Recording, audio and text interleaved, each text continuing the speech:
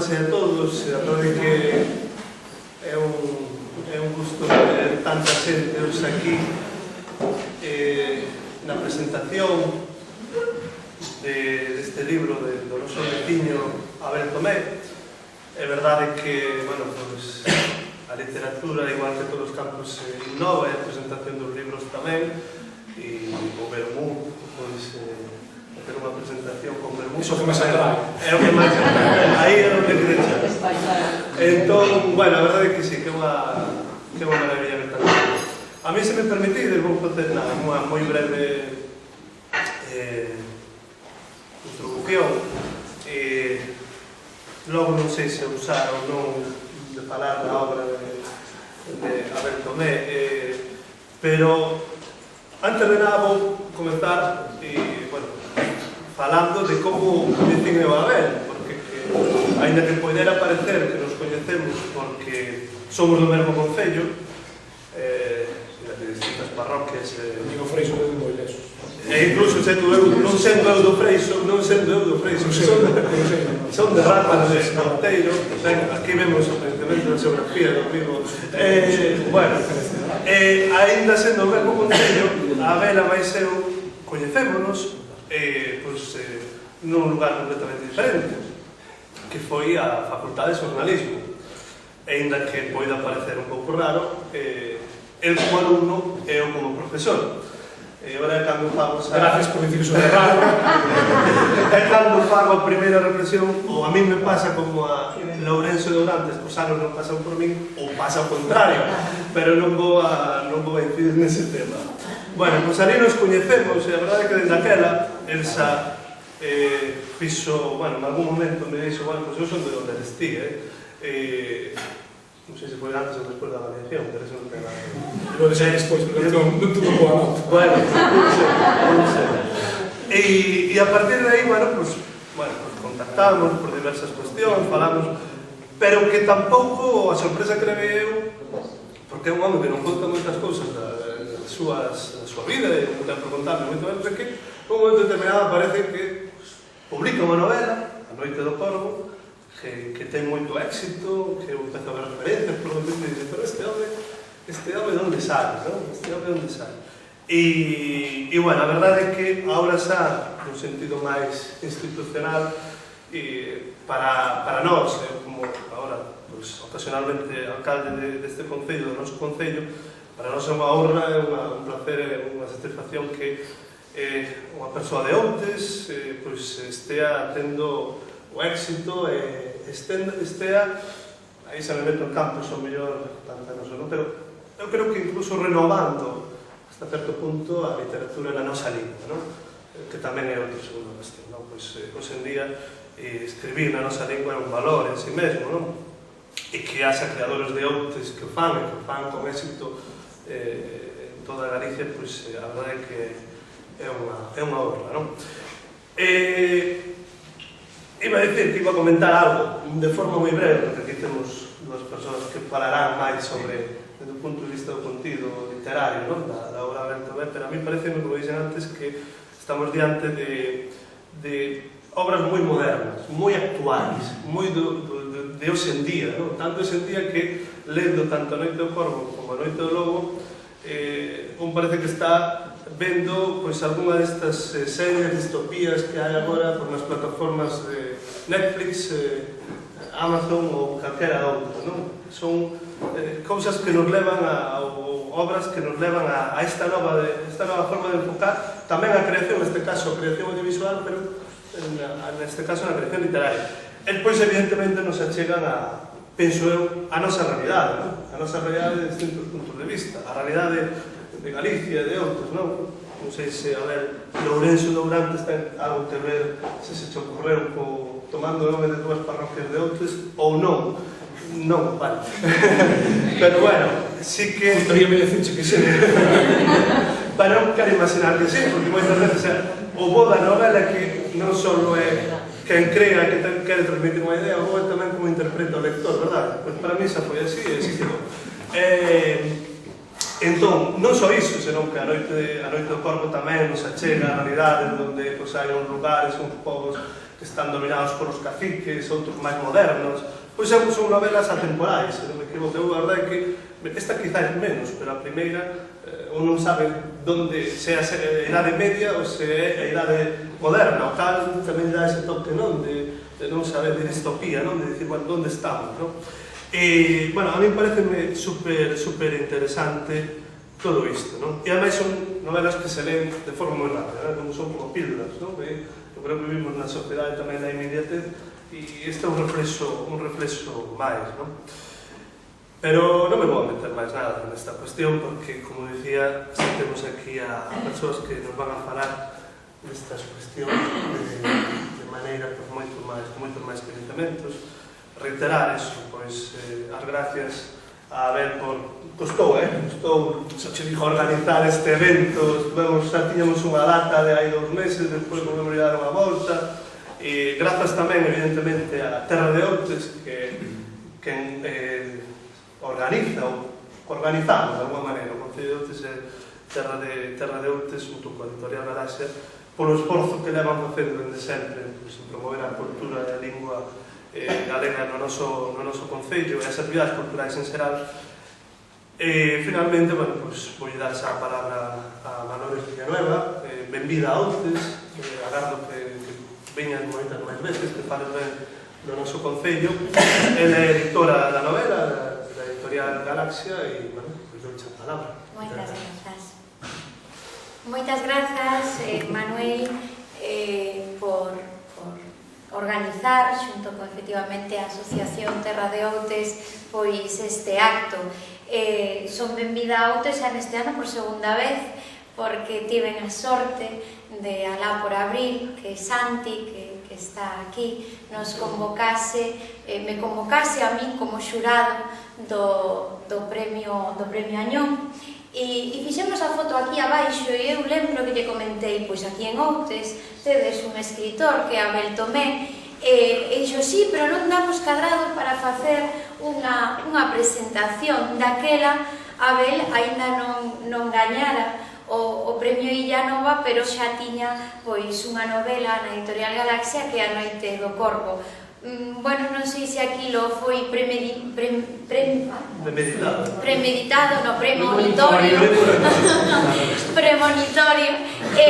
pero o certo é que hoxe neste lugar pois damos a benvida a unha nova novela de Abel Tomé. Estades todos e todas aquí para beiralo e, polo tanto, faime moi feliz volver a Serra de Outes a presentar a un escritor como Abel Tomé.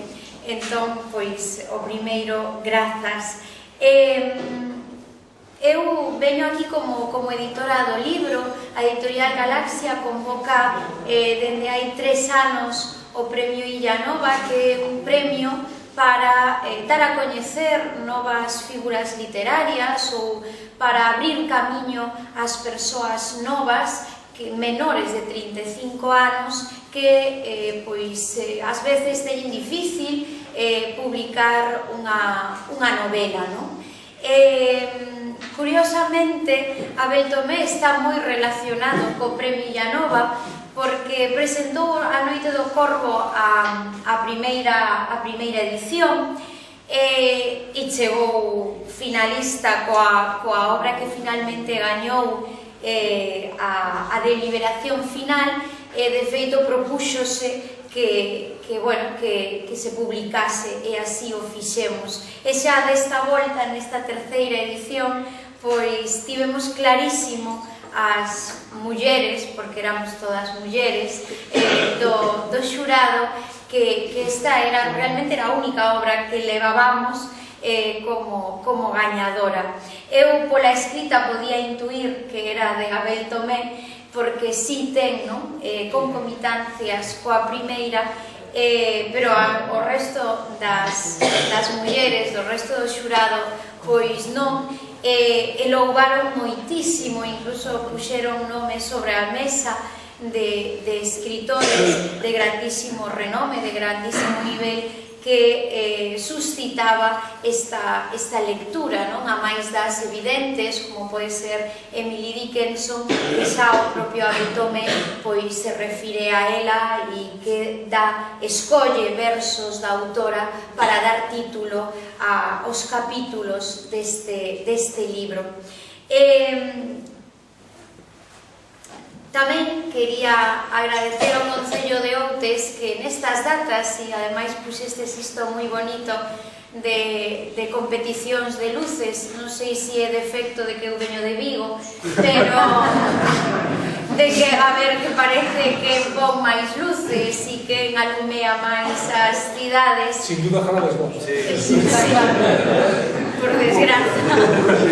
Pero que os concellos aposten polas verdadeiras luces, non por as luces da cultura, e que nesta época de Nadal, onde todos xa imos cun pouco máis devagar, que estamos de celebración, pois se poña o foco nos concellos na cultura. Son as luces que realmente alumean os concellos. A Serra de Outes pois ten nomes propios como Añón, pero agora tamén ten nomes propios como Abel Tomé ou como Ramón Blanco, e hai que poñelos en valor, e esas son as verdadeiras luces do Concello de Outes. E, polo tanto, quería agradecer ao alcalde Manuel González ter realizado, non? E a todas as persoas do Concello ter realizado este acto. Dicía antes que seguramente hai algo de Outes na escrita de Abel Tomé. Eu creo que hai moitas cousas. Hai unha posta en valor do rural, non é o rural de Outes, non é o rural, o mellor incluso galego, non? Pero sí é a natureza, sí é ese espazo natural que tanta importancia ten neste país. Tamén están as mulleres, esas mulleres das que tanto lle teño escoitado falar a Abel nas presentacións, que tamén están nos libros, esas mulleres que el ve, que el define, non? Vestidas de loito, toda a vida, con uns ollos tristes, cheas de historias, cheas de traballo, e son as mulleres da nosa contorna nas que hai un homenaxe neste libro, e son a súa avoa, seguro, e todas as mulleres que todos temos na cabeza, non? Pode ser a miña avoa e poden ser seguramente a de todos vos, esas mulleres que loitaron por sacar adiante pois os fillos, por sacar adiante un país, e hai moito diso na novela de Abel Tomé. Pero iso voulo deixar a Ramón e a Abel, pero é unha novela fundamentalmente entretida, que engancha, que nos leva a unha novela de aventuras tamén, en boa parte, non? Con todas estas referencias, pero unha novela que se a levades para casa, leredela pois de continuo, non? Porque realmente atrapa a historia dese cazador de lobos, que tamén é unha historia cunha base real, aínda que logo ficcionalizada, pero el escoita falar, non?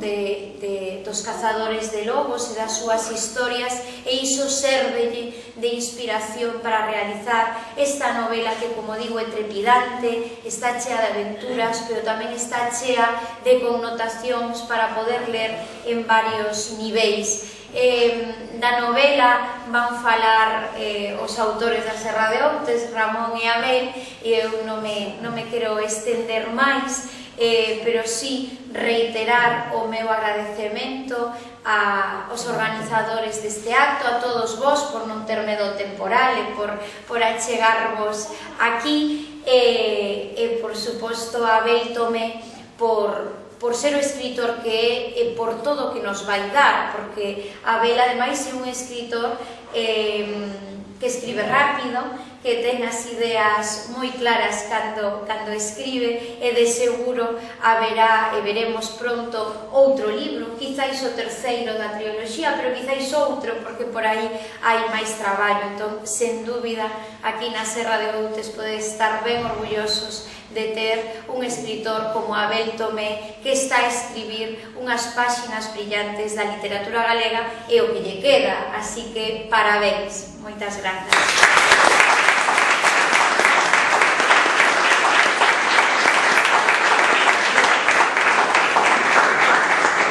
Empezamos. Sí.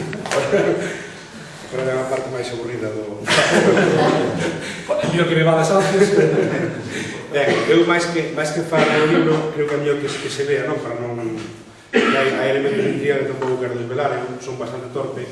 Habitualmente meto a pata desvelando cousas que non debo desvelar nos libros. Pero sí quería comentar algún punto forte, non? Que ten o libro para min.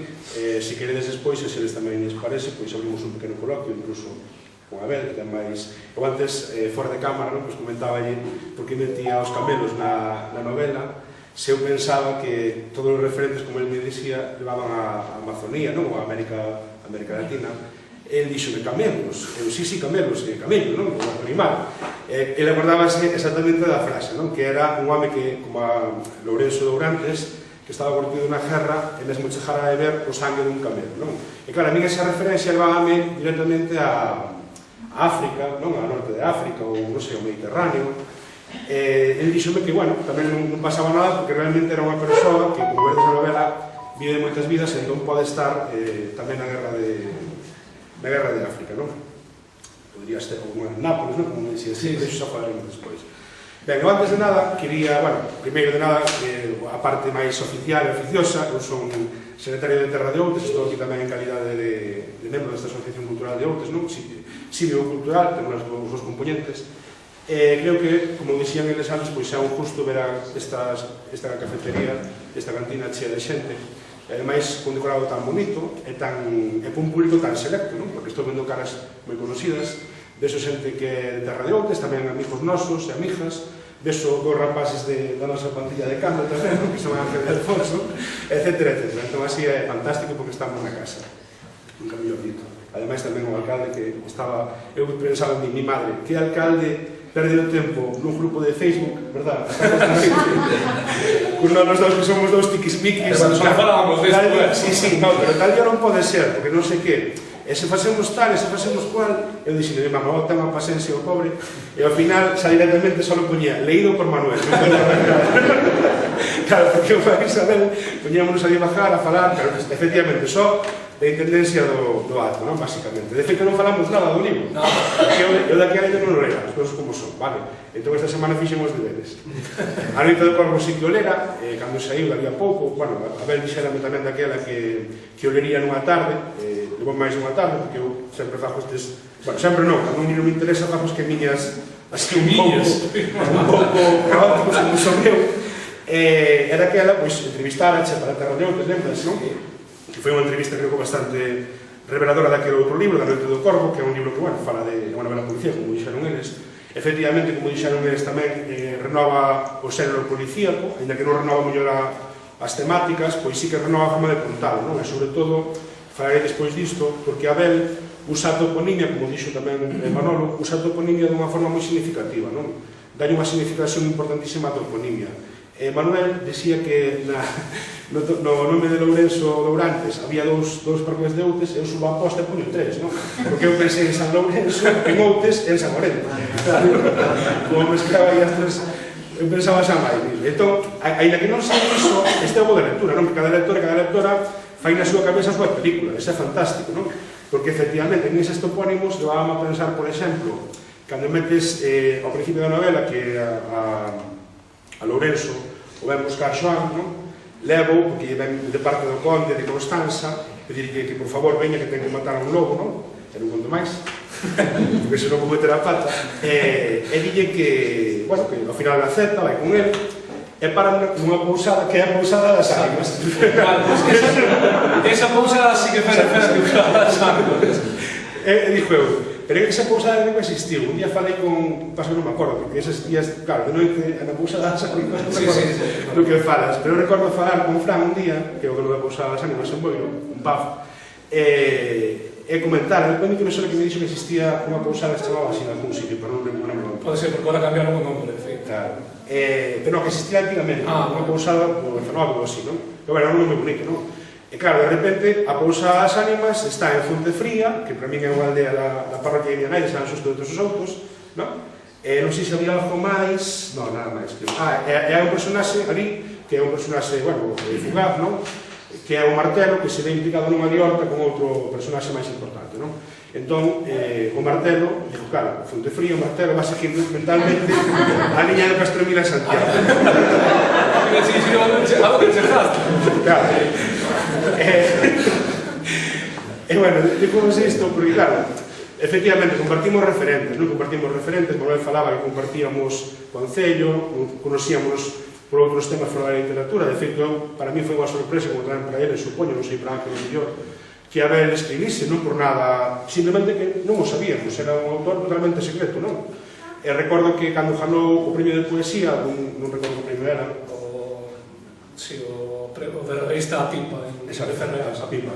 Acórdame que me dixo Chicha, o Suárez, Daniel, díxeme, que, sabeche competencia e tal, xente cuidado por Abel. E dixen, sí. Entonces, daría un pouco, eu ganei un premio que era o Lorenzo Valirón de poesía, e dime, hostia, picaste, por Abel. Despois Abel, a remontada foi por goleada, non neste caso, eu nunca escribirei libros como estes. Quero dicir, non renovarei nunca a literatura como fixeches con estes dos libros, non? Efectivamente, unha novela policíaca, novidosa, a pesar de que, como dicía Manuel, é atemporal, ten cousas así que, bueno, que non son aparentemente modernas, non? É outra novela que, bueno, é unha novela de aventuras, pero moi original, non? Porque que é esta Noite do Lobo que presentamos hoxe, moi original, porque Abel ten un estilo, como dixo Manores, pois ten un estilo moi...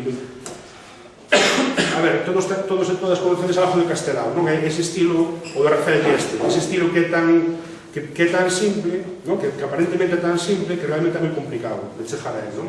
Que é ese estilo das frases curtas, sentenciosas, non? Abel repite moito a veces os conceptos, soja ca redundancias, non? Isto é un elemento moi picado da poesía, supoño.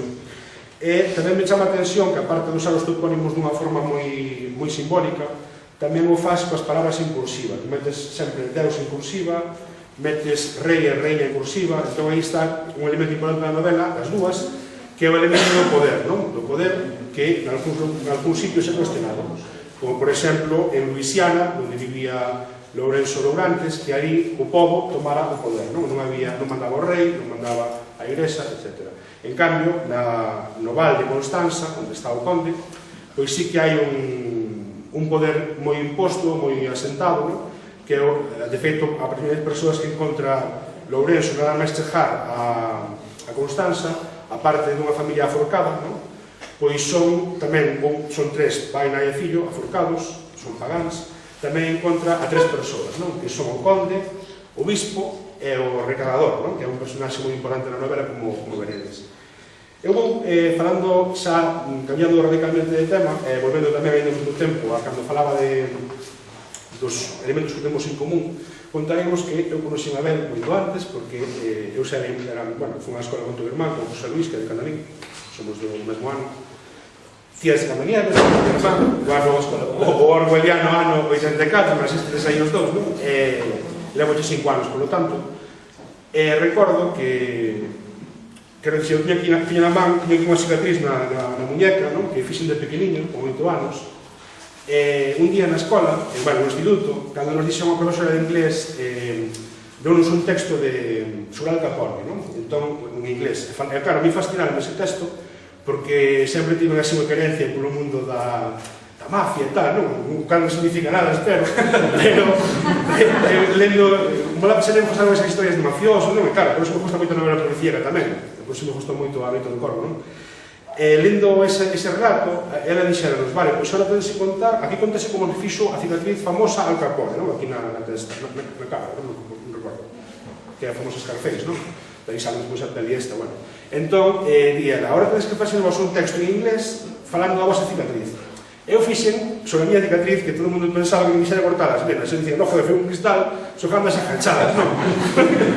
Foi nunha taberna de miña tía que na cachei ali e chantei un vaso de tubo escachado. E, bueno, foi moi aparatosa a ferida. De feito, foi a primeira vez na miña vida que vin un betadín mediante, que foi aquí co médico do Manolo. Bueno, entón, eu pensaba, joder, pois, penso a veces, non, moitas veces digo, ese día igual empecé a escribir eu, non? Porque foi cando realmente collín unha cousa que me motivou e que eu quise mellorar, non? Falei da miña cicatriz, e de feita a profesora pues, era moi boa nota, non? Dixera en público, mira, esta redacción está moi ben, ten moitas faltas en inglés, pero o contido está moi ben. E bueno, eu dixen, joder, pois eu, a mellor a literatura tamén ten un pouco de cicatriz, non? E se me permitís, vou ler un par de citas da novela, unha moi breve, que di así: puiden imaginar a infancia daquele home coa mente dun neno, unha infancia coa forma dunha cicatriz que nunca cura. A Noite do Lobo, página 116, na edición primeira impresión. Ben, vou despois seguir con outra cicatriz, con outra cita dunha cicatriz, e con iso xa vou parando para que a ver poda falar, senón estaríamos aquí hasta as tantas. Pero antes diso queremos contar que non sei cal é a... Eu sei cal é a miña cicatriz, sei porque escribo, non sei cal é a cicatriz da Abel, pero sí que sei que unha vez na Escola da Serra, que nós si compartíamos escola, e non compartíamos escola con nós, entón por eso nos conocíamos tan pouco, antes de vernos por ir noutro fregado. Pois, Abel, recordo que lle caera un altavoz nun pé. E todos pensamos que lle rompía a perna, non? Que lle fulminaba o pé. E agora ustedes... Sí, a pardón. Nós tamén nos acordamos, claro, estábamos nun festival da escola, así en Entroido, non sei se era agosto ou agosto Nadal, non sei, ou Entroido. E Abel, sujando, caeu un altavoz nun pé, non? Que fastidiou o pé. Estaba chorando, non? Eu pensando, dixen, joder, esa parte me dio de mentir. Bueno, pero... No, pero a literatura tamén ten que doer, como dicía o escritor, non? Ten que chorar. Eu pensaba, pois esa, non sei se deixou cicatriz ese golpe, pero aí está, ao mellor a primeira cicatriz da Abel. Porque ese día Abel fixose famoso. Todo o mundo na escola sabía que era Abel, non? Despois de que... Era tipo Harry Potter, pero... Claro, despois de que non todos no pé. Depois que falamos máis da novela, falamos de situacións que hai, bueno, que tiña aquí un par de cosas apuntadas, que sí que quería tamén referirme a elas, non porque me quería moi listo, ni moito menos, pero fixo me coña que aparecera o personaxe de Víctor F, que creo que é un trasunto de Frankenstein, non? Porque fala de como metían e tal. Pero claro, ese é unha coña por Víctor Freixanes, o que foi presidente de Galaxia e uns anos, como sabedes, director de Galaxia, dixen, mira, e qual o fixo de Galaxia? Fixo para un Víctor F, non? E dixen, non, debe ser por Frankenstein. Feito hai un momento no que se había habitado a península. Sí, e ademais falas de que roubaban os corpos dos defuntos para, bueno, reanimalos e tal, claro, non? Bueno, unha cousa que che quería preguntar, pois depois non me dá tempo, antes de lervos a outra cita das cicatrices, non? É o feito de que hai un personaxe, bueno, os personaxes que non os semelgos, que son os malos, os irmáns Alvariz, non? A mí na novela hai momentos que ten como escenas oníricas, escenas, aparte do tema natural, da paisaxe, o tema indígena, non? Da América Latina, da Amazonía sobre todo, das tribus, non? Aparecen ternos envenenados, etc. Que me recorda moitísimo a un cómic, non sei se conoces, que se chama Alvar Molloro. Tens algo de influencia disso? Non? Vale, entón, olvida.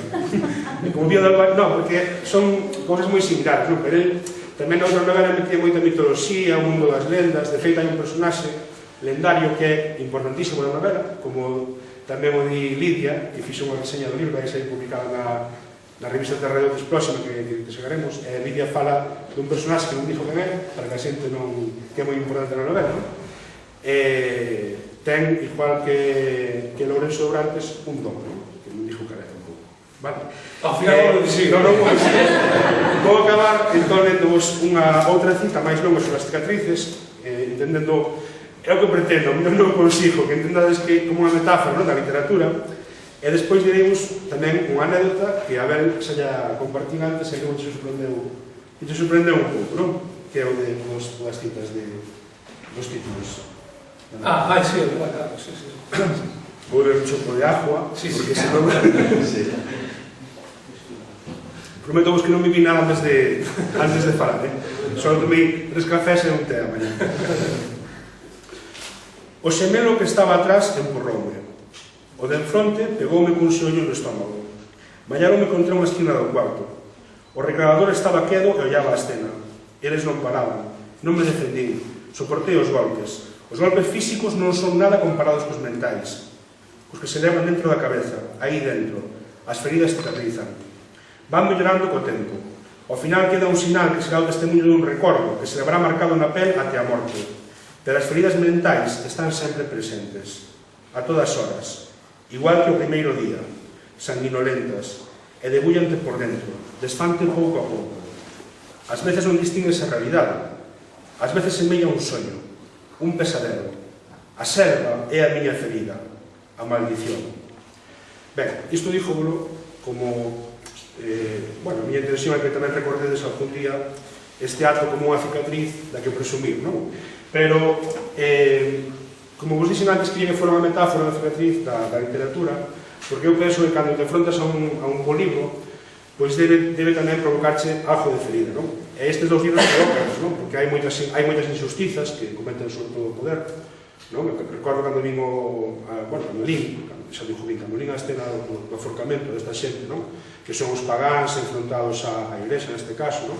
Xente que adora máis ben os deuses da natureza, etc., pois remóveche por dentro, non? Ou outros actos que hai, vale? Cando, por exemplo, hai unha violación, que non conto máis, vale? Por non tal, pois tamén se remove por dentro. E ixa é a cicatriz, non? Que realmente buscamos cando lemos. Eu primeiro falo por mí.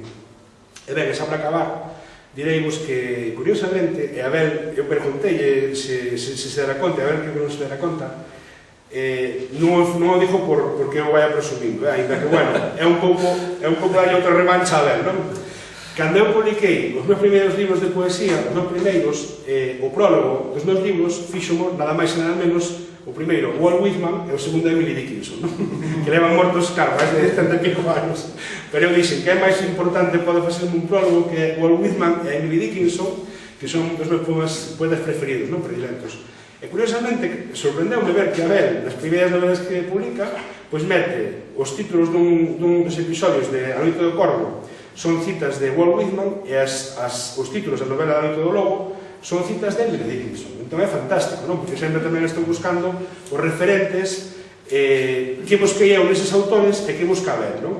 Non vou contestar porque eu diría unha tontería, simplemente creo que a primeira novela fala máis do mundo caótico da guerra, que é o que buscaba o Walt Whitman, do mundo moderno, da convulsión moderna, e o segundo fala máis, a pesar de que hai tanta paisaxe, tanta natureza, da introspección que levou ao extremo Emily Dickinson, que estuvo, como sabedes, recluída na súa casa casi toda a súa vida. Bueno, nada máis. Gracias, e desculpade que fose tan desilachado, non?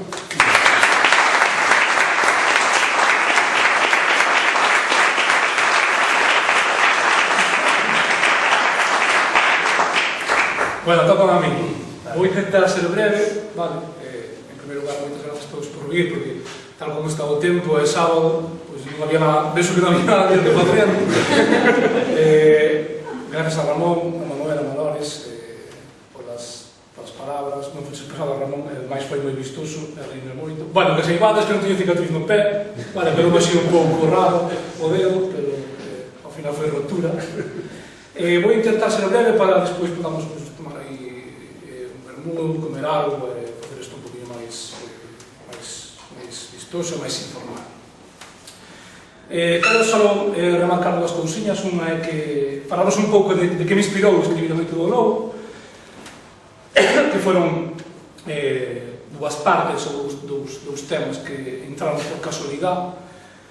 A primeira, como dio o título, xa a figura dun cazador de lobos, que realmente aquí existía en Galicia, que eu descoñecía, e que coñecí na man de Manuel Gago, que foi meu profesor en xornalismo, de feito, creo que comanda agora a exposición no Gallar de Galicia, un referente no mundo, que teño pendiente por ver. E que eran aldeas, bueno, pues, que contrataban a un cazador para que cazase un lobo que estaba comendo gando, que estaba dando unha colleita, non?